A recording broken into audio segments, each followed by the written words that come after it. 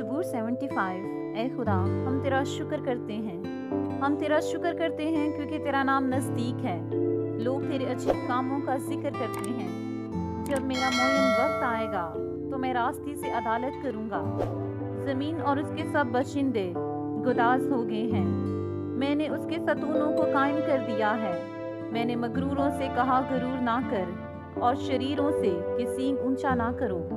अपना सींग ऊंचा ना करो, गर्दन कशी से बात ना करो, क्योंकि सरफराजी ना तो मशरिक से, ना मगरिब से और ना जनूब से आती है, बल्कि खुदा ही अदालत करने वाला है।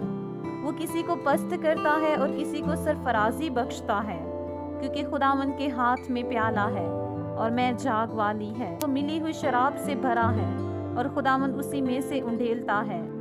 बेशक उसकी तलछट ज़मीन के सब शरीर निचोड़ निचोड़ कर पिएंगे, लेकिन मैं तो हमेशा जिक्र करता रहूँगा। मैं यकूब के खुदा की मदद सराई करूँगा और मैं शरीरों के सब सींग काट डालूँगा, लेकिन सादिकों के सींग ऊंचे किए जाएंगे।